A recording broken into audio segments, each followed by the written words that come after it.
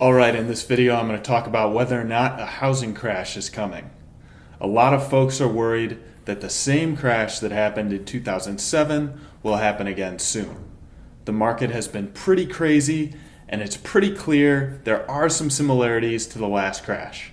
Although it may not be as bad as last time, you'll want to stick around until the end as I go over some of the indicators you should be looking out for. Let's talk about it, and let's get after it.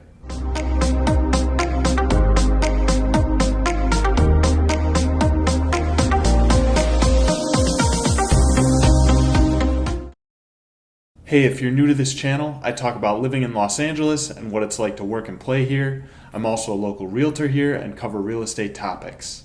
If you're thinking about moving here or you have questions about real estate, please reach out. I get people reaching out all the time and asking about Los Angeles, and I love it. Make sure you tap that subscribe button and click that little bell so you're notified every time I do a new video. So you see what's happening here. There's a flurry in the market and homes sell in days with many offers on the table. Here in Los Angeles, it's not unusual to hear about 20 offers put down on a single home. The market has cooled a bit as the school year has started, but it's definitely still a seller's market. So the question is, will the market crash again? Well, let's rewind to 2007 and look at why the market crashed then. In the 2000s, the housing market started looking like a very attractive investment to investors. It was low risk and high returns. Mortgage lenders started to see the potential from investors and began loosening their standards for consumers to get a loan. Then these loans were often sold to what's called the secondary market, government agencies that buy loans in bulk. These mortgages, given to borrowers with lower credit scores and income, are called subprime mortgages. Because they're risky, borrowers started to default on their mortgages, sometimes owing way more on their loans than the homes were even worth. This was because investors were pouring money into mortgage-backed securities, thinking that they were a safe bet. Home prices shot up, then people defaulted on these risky mortgages, and then the housing market crashed. In 2010, the Dodd-Frank Act made it much more difficult to get a loan by enacting strict standards for lending. Today, it's much more difficult to get a home loan. There are credit and income standards that lower risk of default.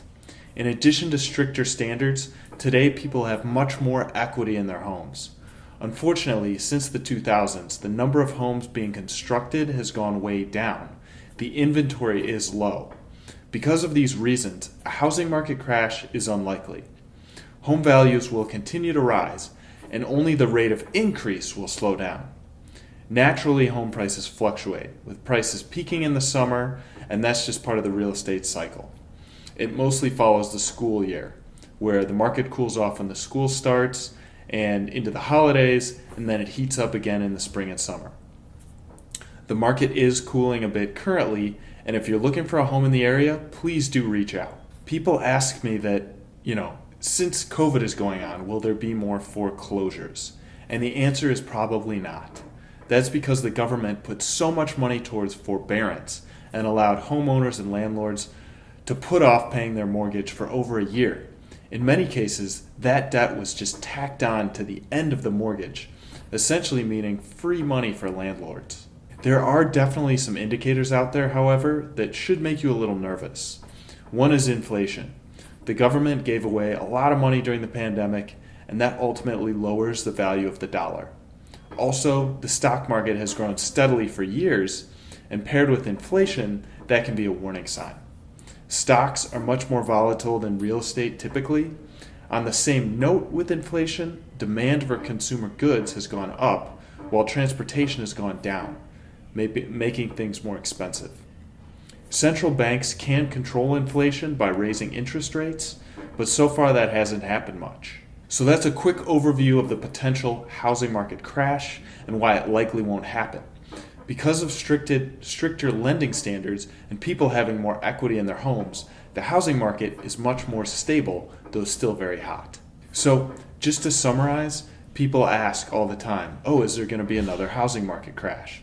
Because in 2007 and 2008, there were all these subprime mortgages going on, and it artificially inflated the cost of housing, and then people, eventually defaulted on their homes, Then there was a huge flood into the market of all these properties that were overpriced, and that ultimately caused a crash. People are also asking me why I'm growing out a mustache, and I promise you it's just for a Halloween costume. Anyway, thank you. More content coming out every week. Please let me know your thoughts. Leave a comment below. I'd love to hear from you. And if you're thinking about moving to Los Angeles, or you have questions about real estate, please reach out to me here, and me and my team would love to help you out. I'll continue doing lots of videos, so make sure to subscribe and hit that little bell so you know when new videos are coming out.